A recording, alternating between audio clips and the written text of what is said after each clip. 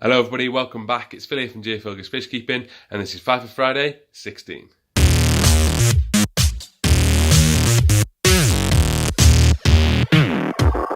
So I told you in Five4Friday 15 that I was moving house, and over the last couple of weeks that's what I've been doing so in terms of moving the fish over. So let me show you a few things that I've done in helping me make that transition from the old house to the new house and bringing the fish with me.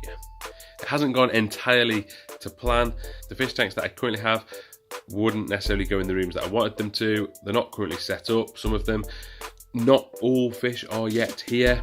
Before moving, I did move some on and just make that life a little bit easier for me to move, because the setup here is going to be pretty different, to be fair.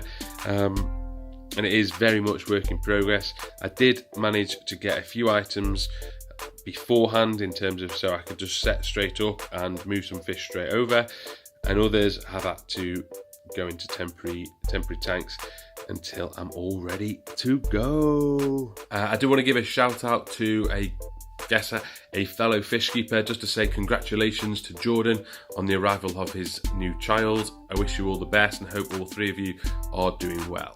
As the title of this video suggests, the hobby has broken me, literally. My main display aquarium, the black one that I had in the living room, didn't see it all that often, but you did see it every now and again in a few videos. That is a heavy tank, and me and my mate Matty, we were moving it just as we'd done before, but because of time frame, because we thought we could manage it, we left some of the sand in, obviously making the tank a little bit heavier. As a result, we dropped it. Unfortunately, I did not get that on camera, probably fortunately. However, instinctively, to catch it or to help it from cushioning its fall, so to speak, I put my foot out and the tank came crashing down on my foot. I thought I'd broken probably every bone in my foot. I probably thought I'd lucky if my toes are still attached. I really felt it, so to speak. And in some ways, luckily, only one toe is broken. My big toe, my main toe, is a slight chip to the bone, but hey, we carry on. We survive, we carry on, we go again. So that tank is currently in the garage. The tank is okay, so I believe anyway. The trim on it is a little bit cracked on the impact of my foot, but that's just the trim of the tank. The actual glass itself, I think, is in good condition still. That tank eventually will be moved into the house and it will be up and running. I've got a really good escape in mind. It actually came about by accident, because as I was removing the fish from it, I moved the wood around, moved it central, moved the plants central, and actually sat back and thought, that looks like a pretty good escape. So I've already got my escape in mind for what I want to do. I just need to get it into the house and set back up, really. So that'll be coming in the next few weeks, all being well. So as well as the rack that I managed to pick up to move some fish over to help with the transition, I also managed to pick up this. It is a 6x4x2 pond. It's made of fiberglass. It's in really good shape. The guy had it before for about 12 weeks and it's good as new. So he delivered it off for me. So thank you to him. And as you can see, it is up and running already, and the majority of my fish are in here. I am slowly moving over the fish. I've moved over the stingrays, I've moved into the Asian arowana, and I've moved into some of my larger fish as well, and larger cichlids. At the moment, the wood is thrown in. That's not positioned particularly anywhere. That's just to make the fish feel a little bit more comfortable. Some hides for some of the fish that are in there. Hence why the colour of the water has got the tannins as opposed to being crystal clear. I'm running it currently on 4 canister filters. The media from my sump that was run on the 4x4 stingray aquarium, that is in there as well, and that sump will be up and running. I'm just waiting for a delivery for a second pump so I can pump the water out of the aquarium, out of the pond, sorry, into the sump, and then back from the sump back into the pond. Been messed around a little bit by the company that I bought that from in terms of delivery. I don't know where it's up to. It should have been here ages ago. Anyway, I won't mention names because it's, you know, a one-off. I hope I've used them before, not had any issues. So yeah, so really excited about this pond. The fish are in.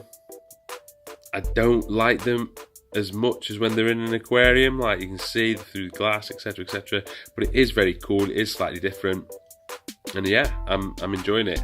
As I say, for the majority of these fish, it will be a temporary home until the new aquariums are set up and we're up and running with them inside and what have you, and the 4x4 set back up.